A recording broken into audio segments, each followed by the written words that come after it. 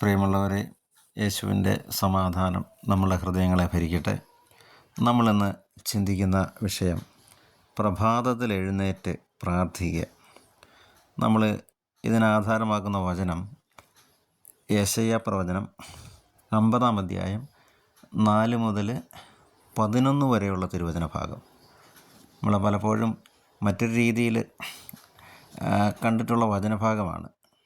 അടുത്ത നാളുകളിൽ ആ വചനഭാഗം വായിച്ചപ്പോൾ കർത്താവ് പ്രഭാതത്തിൽ ഉണർന്നിരുന്ന് പ്രാർത്ഥിക്കുവാൻ പ്രചോദനം നൽകുന്ന വചനഭാഗമാണിതെന്ന് ബോധ്യപ്പെടുത്തി തന്നു. അതിൻ്റെ വെളിച്ചത്തിലാണ് ഈ വചനം നമ്മളിപ്പോൾ പങ്കുവയ്ക്കുന്നത്. നമുക്ക് പ്രാർത്ഥിക്കാം. പരിശുദ്ധാത്മാവെ, ഈ വചനത്തിൻ്റെ ഉള്ളിൽ ഒളിഞ്ഞിരിക്കുന്ന രഹസ്യങ്ങൾ ഞങ്ങൾക്ക് വെളിപ്പെടുത്തി തരണമേ. ഞങ്ങളുടെ ബുദ്ധിയെ പ്രകാശിപ്പിക്കണമേ. സങ്കീർത്തനം 119, 130 അവിടുത്തെ വചനങ്ങളുടെ ചുരുളഴിയുമ്പോൾ പ്രകാശം പരക്കുന്നു, എളിയവർക്കത് അറിവ് പകരുന്നു. ആമേൻ. പ്രിയമുള്ളവരെ, യെശയ്യാ പ്രവചനം 54 മുതൽ 11 വരെ ഉള്ള വചനങ്ങൾ. പരിക്ഷീണന് ആശ്വാസം നൽകുന്ന വാക്ക്: ദൈവമായ കർത്താവ് എന്നെ ശിഷ്യനെ എന്ന പോലെ അഭ്യസിപ്പിച്ചു. പ്രഭാതം തോറും അവിടുന്ന് എൻ്റെ കാതുകളെ ശിഷ്യനെ എന്ന പോലെ ഉണർത്തുന്നു. ദൈവമായ കർത്താവ് എൻ്റെ കാതുകൾ തുറന്നു. ഞാൻ എതിർക്കുകയോ പിന്മാറുകയോ ചെയ്തില്ല. അടിച്ചവർക്ക് പുറവും താടിമീശ പറിച്ചവർക്ക് കവിളുകളും ഞാൻ കാണിച്ചു കൊടുത്തു. നിന്ദയിൽ നിന്നും തുപ്പലിൽ നിന്നും ഞാൻ മുഖം തിരിച്ചില്ല. ദൈവമായ കർത്താവ് എന്നെ സഹായിക്കുന്നതിനാൽ ഞാൻ പതറുകയില്ല. ഞാൻ എൻ്റെ മുഖം ശിലാതുല്യമാക്കി. എനിക്ക് ലജ്ജിക്കേണ്ടി വരികയില്ലെന്ന് ഞാൻ അറിയുന്നു. എനിക്ക് നീതി നടത്തി തരുന്നവൻ എൻ്റെ അടുത്തുണ്ട്. 9-ാം വാക്യത്തിൽ പറയുകയാണ്, ദൈവമായ കർത്താവ് എന്നെ സഹായിക്കുന്നു. ഇംഗ്ലീഷ് ബൈബിളിൽ The Lord God has given me the tongue of a teacher, that I may know how to sustain the weary with a word. Morning by morning he wakens my ear to listen as those who are taught. The Lord God has opened my ear, and I was not rebellious. I did not turn backward. I gave my back to those who struck me, and my cheeks to those who pulled out the bad. I did not hide my face from insult and spitting. The Lord God helps me, therefore I have not been disgraced. Therefore I have set my face like a flint, and I know that I shall not be put to shame. അപ്പം നമ്മൾ വചനഭാഗത്തിൽ ഇങ്ങനെ മനസ്സിലാക്കുകയാണ്, പരിക്ഷീണന ആശ്വാസം നൽകുന്ന വാക്ക്: ദൈവമായ കർത്താവ് എന്നെ ശിഷ്യനെ എന്ന പോലെ അഭ്യസിപ്പിച്ചു. Lord God has given me the tongue of a teacher, that I may know how to sustain the weary with a word. ക്ഷീണിതന് ആശ്വാസം നൽകുന്ന വാക്ക് ഒരു ശിഷ്യനോടെന്ന പോലെ എനിക്ക് പറഞ്ഞു തന്ന് കർത്താവ് എന്നെ അഭ്യസിപ്പിച്ചു. തുടർന്ന് ആ വാക്യത്തിൻ്റെ തുടർച്ചയാണ്, morning by morning he wakens my ear to listen as those who are taught. ശിഷ്യനെ എന്ന പോലെ എൻ്റെ കാതുകളെ പ്രഭാതം തോറും അവിടുന്ന് ഉണർത്തുന്നു. അതായത് ദൈവസ്വരം കേൾക്കാൻ ഓരോ പ്രഭാതത്തിലും എൻ്റെ കാതുകളെ അവിടുന്ന് തുറന്നു തരുന്നു, ഉണർത്തുന്നു. അപ്പം ദൈവസ്വരം ഓരോ ദിവസവും പ്രഭാതത്തിൽ പുലർച്ചെ നമ്മൾ ശ്രവിക്കണം. കർത്താവ് എന്നോട് എന്താണ് പറയുന്നത്, ഇന്ന് ദൈവം എന്നിലൂടെ എന്താണ് ആഗ്രഹിക്കുന്നത്, അതിനുവേണ്ടി അവിടുന്ന് എൻ്റെ കാതുകളെ ശിഷ്യനെ എന്ന പോലെ ഉണർത്തുന്നു. ഒരു ശിഷ്യൻ, നമുക്കറിയാം, ഗുരുവിനോട് അത്രയും അടുപ്പം ഉള്ള ആളാണ്. യേശുവിൻ്റെ ശിഷ്യന്മാർ യേശുവിനോട് അത്രയും അടുത്ത ആൾക്കാരാണ്. അതുപോലെ നമ്മളൊരു ആളുടെ ശിഷ്യനായിരിക്കുമ്പോൾ ആളുമായിട്ട് നല്ല ബന്ധമാണ് നമുക്ക്. അപ്പോൾ അങ്ങനെയുള്ള ഒരാളോട് എന്ന പോലെ കർത്താവ് എന്നോട് എന്നെ അഭ്യസിപ്പിക്കുന്നു. എന്നെ പ്രഭാതം തോറും അവിടുന്ന് ഉണർത്തി, എൻ്റെ കാതുകളെ ഉണർത്തി അവിടുന്ന് പറയുവാനുള്ളത് എനിക്ക് പറഞ്ഞു തരുന്നു. ആദ്യത്തെ വാക്യം പരിക്ഷീണന് ആശ്വാസം നൽകുന്ന വാക്ക്. അപ്പോൾ ക്ഷീണിതന് ആശ്വാസം നൽകുന്ന വാക്ക് ദൈവമായ കർത്താവ് ഒരു ശിഷ്യനെ എന്ന പോലെ എന്നെ അഭ്യസിപ്പിക്കുന്നത് പ്രഭാതത്തിൽ ഞാൻ എൻ്റെ കാതുകൾ തുറന്ന് അവിടുത്തെ സ്വരം ശ്രവിക്കുമ്പോഴാണ്. അപ്പം അവിടുത്തെ സ്വരം ഞാൻ ശ്രവിച്ചാൽ, പ്രഭാതത്തിൽ ഞാൻ അവിടുത്തെ സ്വരം ശ്രവിച്ചാൽ ആ ദിവസം എൻ്റെ ജീവിതത്തിലുണ്ടാകുന്ന എല്ലാ കാര്യങ്ങളിലും ദൈവഹിതം എനിക്ക് തിരിച്ചറിയാൻ പറ്റും. നമുക്കറിയാം, നമ്മുടെ ജീവിതത്തിൽ ഓരോ ദിവസവും പല കാര്യങ്ങളും നമുക്ക് അനുകൂലമായിട്ടുള്ളതുണ്ടാകാം, നമുക്ക് പ്രതികൂലങ്ങളായ കാര്യങ്ങളുണ്ടാകാം. നമ്മളെ വിഷമിപ്പിക്കുന്ന പല വാർത്തകളും നമ്മൾ കേട്ടെന്ന് വരാം. നമ്മുടെ കൺമുമ്പിൽ നമ്മെ വേദനിപ്പിക്കുന്ന പല കാര്യങ്ങളും നാം കണ്ടെന്ന് വരാം. അപ്പം കർത്താവിൻ്റെ സ്വരം പുലർകാലത്തിൽ ഉണർന്ന് കേട്ടാൽ, ഒരു ശിഷ്യനെ എന്ന പോലെ അവിടെ തന്നെ അഭ്യസിപ്പിച്ചാൽ, ദൈവഹിതം ഈ ഓരോ സംഭവങ്ങളിലും ഞാൻ അഭിമുഖീകരിക്കുന്ന, അന്നേ ദിവസം അഭിമുഖീകരിക്കുന്ന ഓരോ പ്രശ്നങ്ങളിലും ദൈവത്തിൻ്റെ ഹിതം എന്താണ്, ഞാൻ എങ്ങനെ അതിനെ തരണം ചെയ്യണം, അത് കർത്താവ് എനിക്ക് വ്യക്തമായിട്ട് മനസ്സിലാക്കി തരും. തുടർന്നുള്ള വചനങ്ങൾ ശ്രദ്ധിക്കുമ്പോൾ നമുക്കത് വ്യക്തമായിട്ട് മനസ്സിലാകും. ദൈവമായ കർത്താവ് എൻ്റെ കാതുകൾ തുറന്നു.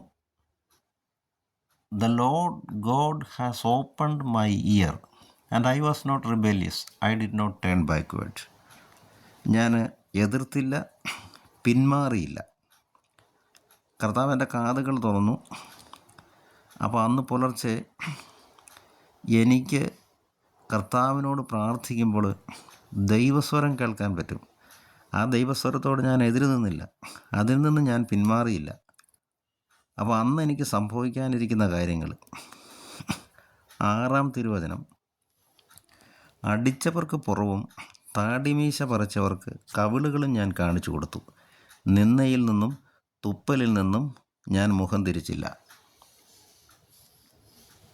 I gave my back to those who struck me and my cheeks, എൻ്റെ കവിളുകൾ, to those who pulled out the beard. താടിമീശ പറിച്ചവർക്ക് എൻ്റെ കവിളുകൾ ഞാൻ കാണിച്ച് കൊടുത്തു. അടിച്ചവർക്ക് എൻ്റെ പുറം ഞാൻ കാണിച്ചു കൊടുത്തു. I did not hide my face from insult and spitting. നിന്നയിൽ നിന്നും തുപ്പലിൽ നിന്നും എൻ്റെ മുഖം ഞാൻ തിരിച്ചില്ല. അതായത് ജീവിതത്തിൽ ഓരോ ദിവസവും പ്രതിസന്ധികളും സഹനങ്ങളും ദൈവം കർത്താവ് അനുവദിക്കും. അതിൻ്റെ കാരണം ലോകം മുഴുവനിലും തിന്മയുണ്ടെന്നുള്ളതാണ്.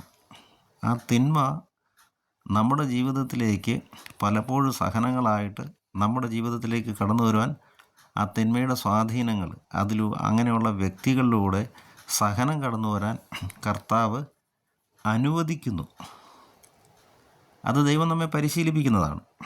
എബ്രായ ലേഖനത്തിൽ നമ്മളത് വായിക്കും. പിതാവ് പുത്രനെ എന്ന പോലെ അവിടുന്ന് നമ്മെ പരിശീലിപ്പിക്കുന്നു. പിതാവ് പുത്രനെ എന്ന പോലെ. അല്ലെങ്കിൽ നമ്മൾ ജാരസന്തതികളാണ്, അപ്പൻ്റെ ശിക്ഷണം കിട്ടാത്ത ഏത് മക്കളാണുള്ളതെന്നെല്ലാം പറഞ്ഞ് എബ്രായ ലേഖനത്തിൽ നമ്മൾ പഠിക്കും. അപ്പോൾ അതുപോലെ ഇങ്ങനെ ഓരോ സംഭവങ്ങളിലൂടെ കടന്നു പോകാൻ കർത്താവ് അനുവദിക്കും. അതുകൊണ്ടാണ് പറഞ്ഞത് 6-ാം വചനത്തിൽ യെശയ്യാ 50:6, I gave my back to those who struck me. എന്നെ അടിച്ചവർക്ക് ഞാൻ എൻ്റെ പുറം കാണിച്ചു കൊടുത്തു. My cheeks to those who pulled out the beard. എൻ്റെ താടിമീശ പറിച്ചവർക്ക് എൻ്റെ കവിള് ഞാൻ കാണിച്ചു കൊടുത്തു. I did not hide my face from insult and spitting. തുപ്പലിൽ നിന്നും നിന്നയിൽ നിന്നും തുപ്പലിൽ നിന്നും ഞാൻ എൻ്റെ മുഖം തിരിച്ചില്ല.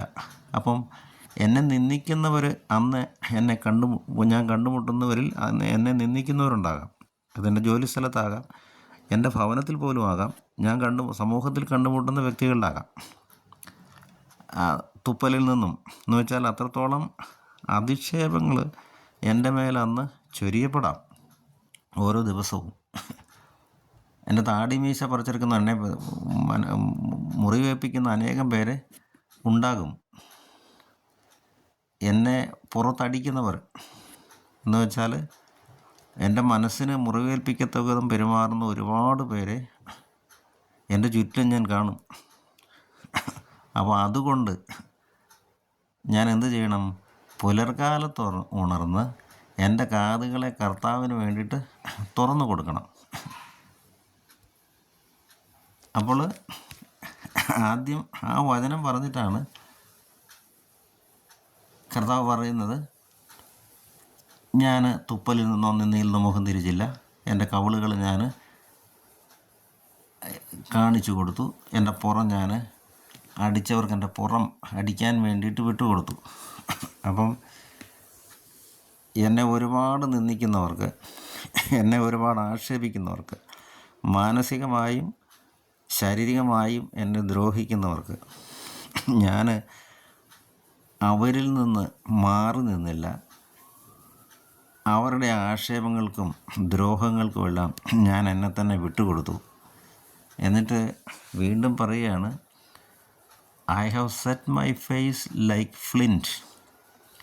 ഫ്ലിൻ്റ് എന്ന് പറഞ്ഞാൽ കരിമ്പാറ, ശിലാതുല്യമാക്കി. എൻ്റെ മുഖം ഞാൻ ശിലാതുല്യമാക്കി.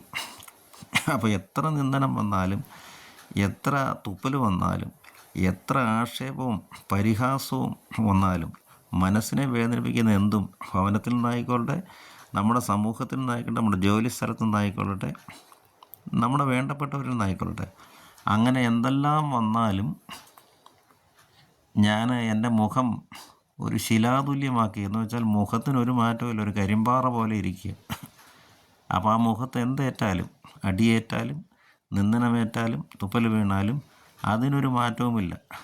അത്രത്തോളം ഞാൻ എൻ്റെ മുഖം ശിലാതുല്യമാക്കി. I have set my face like flint.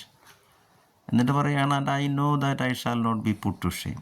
ഇത്രയൊക്കെ പരിഹാസങ്ങൾ കേട്ടാലും, നിന്ദനങ്ങൾ കേട്ടാലും, എൻ്റെ മേൽ എന്തെല്ലാം പതിച്ചാലും I will never be put to shame. ഞാൻ ഒരിക്കലും ലജ്ജിതനാവുകയില്ല.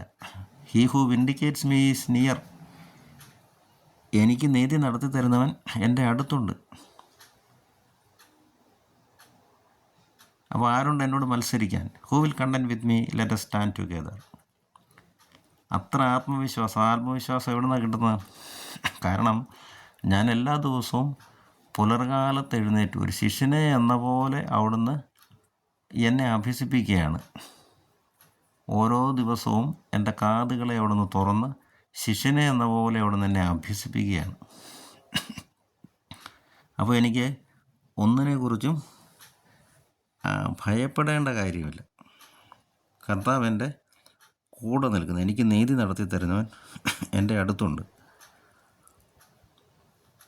അപ്പോൾ 9-ാം വചനം, ദൈവമായ കർത്താവ് എന്നെ സഹായിക്കുന്നു, ആരെന്നെ കുറ്റം വിധിക്കും. 10-ാം വചനം വായിക്കുമ്പോൾ, നിങ്ങളിൽ ആരാണ് കർത്താവിനെ ഭയപ്പെടുകയും അവിടുത്തെ ദാസൻ്റെ വാക്ക് അനുസരിക്കുകയും ചെയ്യുന്നത്? പ്രകാശമില്ലാതെ അന്ധകാരത്തിൽ നടന്നിട്ടും കർത്താവിൻ്റെ നാമത്തിൽ ആശ്രയിക്കുകയും തൻ്റെ ദൈവത്തിൽ അഭയം തേടുകയും ചെയ്യുന്നവൻ തന്നെ. Who among you fears the Lord and obeys the voice of his servant, who walks in darkness and has no light, yet trust in the name of the Lord. അപ്പം ഇരുട്ടിൽ, പ്രകാശമില്ലാതെ ഇരുട്ടിൽ നടന്നിട്ടും ദൈവത്തിൻ്റെ നാമത്തിൽ ആശ്രയിക്കുന്നവൻ, അങ്ങനെയുള്ളവനാണ് കർത്താവിനെ ഭയപ്പെടുകയും അവിടുത്തെ വാക്കുകൾ അനുസരിക്കുകയും ചെയ്യുന്നത്. അപ്പം നമ്മൾ നാളുകളായിട്ട് പ്രതികൂലങ്ങളിലൂടെ, രോഗങ്ങളായിരിക്കാം, നമ്മുടെ സാമ്പത്തിക പ്രതിസന്ധികളായിരിക്കാം, അല്ലെങ്കിൽ കുടുംബത്തിലെ ചില തകർച്ചകളായിരിക്കാം, അങ്ങനെ കടന്നു പോയിട്ടും എന്ത് ചെയ്യണം? നമ്മൾ കർത്താവിനെ മുറുകെ പിടിക്കുക. ആ അന്ധകാരത്തിൽ കൂടെ, വെളിച്ചമൊന്നും കാണുന്നില്ല, അന്ധകാരത്തിൽ കൂടെ നടന്നിട്ടും ദൈവത്തിൻ്റെ നാമത്തിൽ ആശ്രയം വയ്ക്കുകയാണ്. അപ്പോൾ അങ്ങനെ ആശ്രയം വെക്കുന്നവനാണ് ദൈവത്തെ ഭയപ്പെടുകയും അവിടുത്തെ വാക്കുകൾ അനുസരിക്കുകയും ചെയ്യുന്നതെന്നാണ് യെശയ്യാ 50:10 തിരുവചനം നമ്മെ പഠിപ്പിക്കുന്നത്. അപ്പം അതെങ്ങനെയാണ് നമുക്ക് അതിനുള്ള ശക്തിയെ വരുന്നത്? പ്രഭാതം തോറും, അതാണ് 4-ാം അധ്യായം 4 മുതലുള്ള വചനങ്ങൾ. പ്രഭാതം തോറും എൻ്റെ കാതുകളെ അവിടുന്ന് ഉണർത്തുന്നു, ഒരു ശിഷ്യനെ എന്ന പോലെ അവിടുന്ന് എന്നെ പഠിപ്പിക്കുന്നു. പരിശീലന ആശ്വാസം നൽകുന്ന വാക്ക്. അപ്പോൾ നമ്മുടെ ജീവിതത്തിൽ അന്നേ ദിവസം നമുക്ക് ഒരുപാട് ക്ഷീണം നൽകുന്ന വാക്കുകളും പല കാര്യങ്ങളും നമ്മുടെ ജീവിതത്തിൽ സംഭവിക്കും. പക്ഷേ രാവിലെ ഉണർന്നെഴുന്നേറ്റപ്പോൾ കർത്താവിൻ്റെ കാതിൽ എന്തോതി? പരിശീലന ആശ്വാസം നൽകുന്ന വാക്ക്. ക്ഷീണിതനായവന് ആശ്വാസം നൽകുന്ന വാക്ക് ദൈവവചനത്തിലൂടെയും പ്രാർത്ഥിക്കുമ്പോൾ ദൈവസ്വരമായിട്ടും കർത്താവ് ഓരോ ദിവസവും രാവിലെ നമ്മുടെ ചെവികളിലേക്ക് ഓതുക. അപ്പോൾ നമ്മൾ അതിനെന്ത് ചെയ്യണം? പ്രഭാതത്തിൽ ഉണർന്ന് ദൈവസ്വരം കേൾക്കുവാൻ വേണ്ടിയിട്ട് കർത്താവിൻ്റെ സന്നിധിയിലിരിക്കണം. അങ്ങനെ ഇരിക്കുമ്പോൾ നമ്മുടെ ജീവിതത്തിലേക്ക് എന്ത് പ്രതികൂലങ്ങൾ കടന്നു വന്നാലും ക്ഷീണിതനെ ആശ്വസിപ്പിക്കുന്ന ദൈവവചനം, അത് ആശ്വാസത്തിൻ്റെ വാക്കല്ല, ക്ഷീണിതനെ ആശ്വസിപ്പിക്കുന്ന ദൈവത്തിൻ്റെ വായിൽ നിന്ന് വരുന്ന വാക്ക്, അത് എന്നെ പുലർകാലത്ത് അഭ്യസിപ്പിച്ചിട്ടുള്ളത് കൊണ്ട് എനിക്ക് മറ്റൊന്നിനും ഒരു കാര്യത്തിലും ലജ്ജിക്കേണ്ടി വരികയില്ല. എല്ലാ കാര്യത്തിലും അവിടുന്ന് എന്നെ ആശ്വസിപ്പിക്കും. അതുകൊണ്ട് നമുക്ക് കർത്താവിനോട് പ്രാർത്ഥിക്കാം. ഓരോ പ്രഭാതത്തിലും കർത്താവെ അവിടുന്ന് എന്നെ ഉണർത്തണമേ, അവിടുത്തെ സ്വരം ശ്രവിക്കുവാൻ എൻ്റെ കാതുകൾ ഞാൻ തുറന്നു വയ്ക്കുന്നു.